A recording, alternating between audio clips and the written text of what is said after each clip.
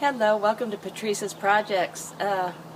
Yesterday, my project was this. This is just a huge pile of an oak. It's an evergreen oak. I actually would have preferred a dormant tree, but my friend that's a tree trimmer, he got a small load for me because I told him I couldn't handle a whole truck full. There's no way. I live in a very urban environment. That was just a bug flying right around you. I don't know if you heard it. But it is what it is, and it's better than nothing. I think I mentioned before that I wanted to put wood chips between the beds and in the walkway that is in front of the beds. And we did put a bunch there, and this is what we have left over. This is put here, yeah, you can see over there, where there's no grass. This area right here, we cannot seem to grow grass in. I've tried even putting some of the topsoil and the humus that I had gotten to fill the beds with. That stuff just makes this huge dust storm every time we mow the lawn. So I'm hoping that the nutrients leach out of this. I'm going to spread it out into the area where it needs to be and water it a lot for a while, hoping the nutrients leach into the soil. And I'm hoping that I'm left with better wood chips than I have. There's whole branches and stuff in here, so I'm not real pleased with it, but it's better than nothing, and it is filling my soil in the garden was slanted downward toward the sidewalk, which it should be in an urban environment. Water drains away. But for putting my beds, part was sunk in and part was like we had to build up the soil on the end. So I'm trying to put the wood chips so that's more level, so I can put the pots right up next to the bed. I'll show you that right now.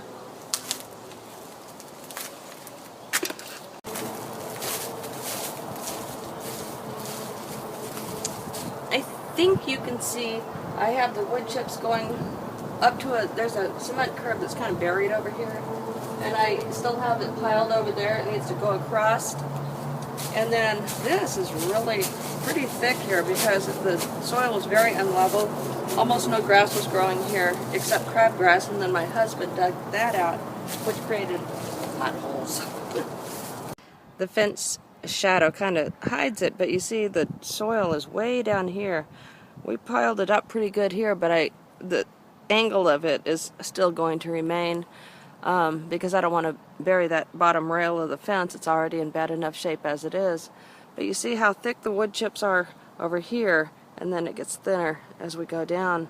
But it's still higher up on the side of the bed over there than here.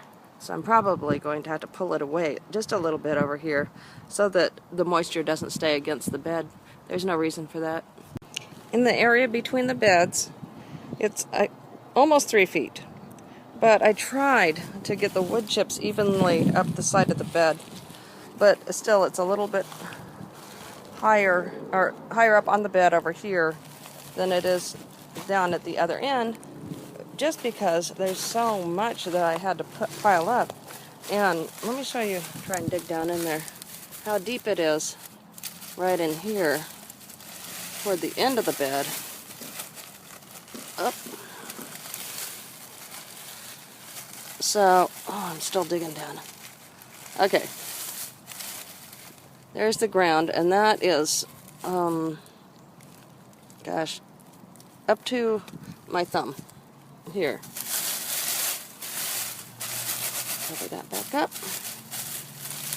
And I know I'm going to have to put more in the center once this all settles down, because the depth of it in the center compared to the sides. And then over here, at this end of the bed where I said it's higher or lower to the ground, it's only up to here. So that's a difference of at least 2 inches of mulch. And I know it's going to end up a lot more mulch down there toward the end, but I did try to get it as level as possible so that I can get those pots put over there. But I think what I'm going to do is pull it down a little bit, well, maybe build it up more in the center, since I know it's going to compact and compress, so that I can put those fabric pots all along here. That's the plan anyway. This may look like a lot to fill this area between the curb and there.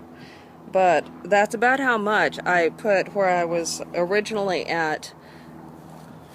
Let me turn around here. Over there. So I think it'll be a good amount, and it'll help to suppress some of those weeds that pop up over here. And I am going to try to dig out the weeds I wasn't able to. My friend called me or texted me in the morning when I wasn't near my phone, letting me know he was going to come by with wood chips. I didn't see the text until noonish, and he was back up the tree by then. But at 2 o'clock he was over delivering wood chips. I received the first text around noon. And in the meantime, I had gotten kind of ill, just not feeling quite right. Luckily, by the time he showed up, I was starting to get a little bit better. But anyway, I mean, that's how it goes. When you're asking for something to be delivered to you for free, that is something that is much needed here, I'm hoping it breaks down okay, since some of them are pretty big sticks like that. A little concerned about those, but we'll see how it works. Also, between the strawberry bed and bed number 2, I filled it there. And then down the other side of the strawberry bed, I put chips. I am not putting chips over around this ground area because I still am hoping to put the other box, and that's where the other pile of wood chips is destined to go, plus to fill the walkways where it depresses more than I want it to. So I'll have backup and not have to give another call and get whatever he has. Okay, now that we've seen the project that I'm still working on, but I mean, it's really just rake it into place, so it's not a big deal on how you do it. You put it where you need it, make it thick, rake it smooth, and then refill the areas that get depressed later. So let's go inside and do a little work on some tomatoes.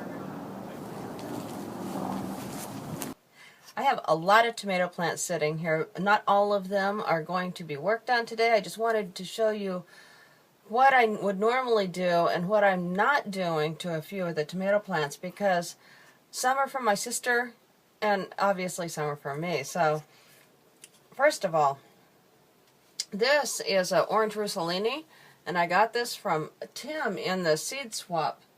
Tim Huffman. I'll post his link for his channel down below.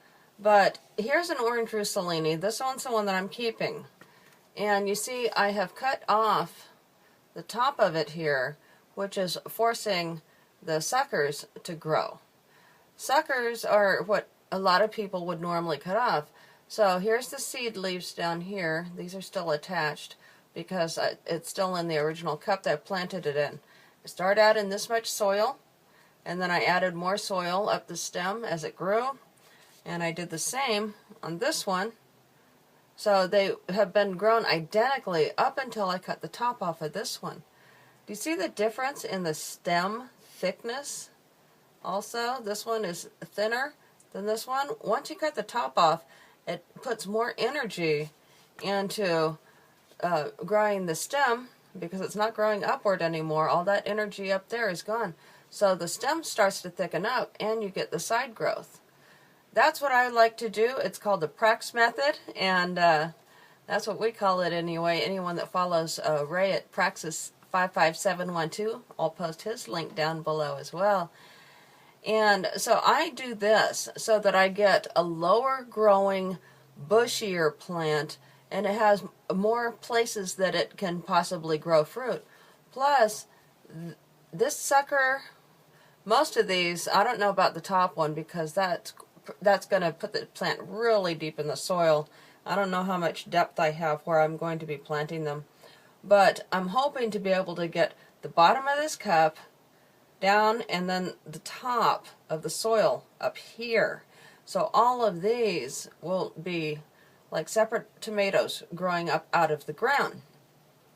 My sister, on the other hand, she will plant it a little deep, but she'll probably only go this deep. The original plant would have had its growth starting here. I added this much soil, so it's only going to have about that much of its stem below the soil level, unless she cuts off this here. Then it'll be what, 5 or 6 inches lower than where it started, which is going to give it a lot more opportunity to grow great roots, but it's not going to have nearly as much root mass as if you planted extremely deep. And she likes to cut the suckers off. Her and her husband do that, so you see, because I did not cut the top off, the suckers are very tiny, and I'm hoping to be able to keep growing this tall until she takes it, but already I see that I've planted too early again. It's what, February 24th or something like that, and these plants are really big. They were started almost a month ago, January 26th, and I've got growth like this already if you don't do anything to it. And same with these two. I just cut the top off of this one maybe about 4 days ago. It's starting to thicken up its stem some compared to this one over here. These are Polish linguiça, planted the same time. These have a tendency to have these long leaves that really tangle up with everyone else, so it's kind of difficult to find space for those. But this one is really going to be a problem in about 2 weeks. It's going to be big. What I'm doing today, though, is not cutting the tops off of any of the tomatoes anyway. I'm probably going to hit some peppers. But these are my tomatoes that I have not yet put the extra soil into, and you see some of them in this little bitty cup only have 2 inches. So we're going to bury some stem. Here I have a boxcar willow that's pretty big up there. The second one, the seed failed, so I had to start over, which is great because, like I said, I'm not going to have room for all these great big tomatoes in here soon. So this is a boxcar willow planted on February 4th. So this is 20 days growth here. And I am going to keep its seed leaves on for right now because those, I just poured it on myself. Seed leaves happen to be just barely below the surface or the edge of the cup. I might cut them off, I don't know. Let's see what I want to do in a second here. Just lightly tamping the soil down, not pressing hard. And this is my potting soil, the Fox Farm potting soil that has bat guano and all kinds of good stuff in it, and perlite. And I also added in cocoa coir and worm castings. And I think there were also worm castings in the Fox Farm blend, but I added more. Not a lot more, but more. And then also I've been fertilizing these with a weak synthetic fertilizer? What's it called? Anyway, not an organic one, because I don't want the smell of the fish emulsion indoors. So yeah, I'm going to leave the seed leaves on this one because it's almost to the very top, and there's still energy in those seed leaves for this tomato plant to help it to thrive better. So that's all I'm going to do. This little tiny one was planted, this is a black cherry tomato. This was planted February 6th. So it is a little less than 20 days old. And this, because it's so tiny, but it would definitely help to, it has enough leaves there to bury it deeper, give it some more area to grow roots. It looks like I'm probably going to leave the seed leaves and then do this again once it grows up just a little bit more. But because it gets so warm in here, I do want to add more soil so that I don't have this dry up too much while it's so young. Okay. So that's going to do it for that, and then I'm going to repeat the same process. This is a Roma tomato planted also, I think, on the, this was planted the 7th. And you see the difference between the size of this cherry tomato plant and the Roma. The other cherry tomato plant, the black cherry, grew slowly, the same as that. So I know it's not an issue with the seed, it's how the plant grows. But Roma happens to grow much faster. So I've got, you saw, I'll show you the other one. How much space I have there between the seed leaves and the bottom. It is kind of a leggy plant, but they get plenty of light. I give them light under the T5 bulbs all night long, not all night, for several hours at night and then a few hours in the morning before they're in sunshine, direct sunshine through the windows. And I move them around to make sure that they get sunshine from the moment it hits my windows, which isn't that early because there's a neighbor's tree blocking, until sunset. So on cloudy days I keep them under the lights to give them the best, strongest start as I can. Okay, I'm considering taking those seed leaves off of this one, but I think I'm going to do the same as what I'm doing with the others and give them the best start possible. Leave the seed leaves on until they start to yellow a little bit. So, that is what I'm going to do. It went from long and leggy to short and healthy. And then I'm going to water them in, not make them soggy, because these cups, most of them have no holes, and I prefer it that way. I did put some holes in some of them, and I'm probably going to get rid of those cups. I used them last year, and I just wanted to try and do what a lot of other people were doing and try it out with the holes in the cups. And it's just not necessary. If you know what it feels like when it is dry and what it feels like when it's at the right amount of moisture, there's really no reason for the holes in the cup. You just, water it until it's the right weight, and it retains its water a little bit better. So I prefer no holes in the cup, but if you're not sure about, whether you're overwatering your plants or whatever, then I would recommend holes in the cup. That way, when it has its fill and the water just starts to come out the holes in the cup, you know that it's right where it needs to be. Let it drain for a few minutes, and then feel the weight of the cup. And that's about where it should be. Alright. Enough of this business, right? And, like I said, I give them a week fertilizer every time I feed, or water.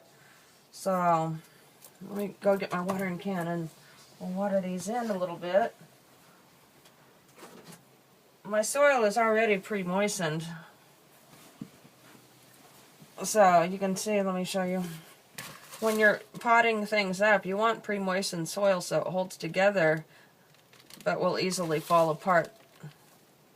So this is a little drier than it should be probably, but I like it at this amount of moisture. That way it's easier to spread around the plant. I don't have big clumps in the soil because it's, so moist. Alright, so given that it's already moist and I had watered it a little bit this morning, I'm not going to give it too much. And that feels about right for that amount of soil. You see the water is going all the way to the bottom, but it's not going to be pooling down here at the bottom. So that's where you want it, where you're making sure that the bottom roots get plenty of moisture, let it dry out pretty well in between waterings. When the soil was really low, it was like every other day probably I was watering these, or sometimes if it got real warm in here, I'd water every day. Now it's going to be like every 3 days, and that's going to save me time. Until the plant grows bigger, then it'll probably be every day. Okay, I'm just going to finish up here. Thank you for joining me for another project or two. I do appreciate it. If you haven't yet subscribed, go ahead and do that now, and then click the bell button so you get notifications of my upcoming videos. I'm hoping to be able to get more variety in there. Springtime is planting time, I know it's not spring, it's winter, but for me here in California, once it starts to look real pretty outside, it's really hard to not plant. So I'm going to be fluffing up the soil in bed 2 where I put the manure and compost and get it ready for planting. So I bought some potatoes, actual seed potatoes this year I'm going to try, and we're going to be putting those in. And then I'm going to be putting some asparagus crowns into a big planter I have out there. I think I've shown you the planter with the Selenova, that long one on wheels, and I'm going to try it in the shade. If it doesn't work there, then I can move it to wherever I want, because it's a big planter, but it's on wheels, and it'll hold up. I've rolled the other one around all full and everything, so that is one of the things that is upcoming, and I'm hoping some other things, like maybe some jewelry or something. That'd be fun. I'll see you next time. Bye.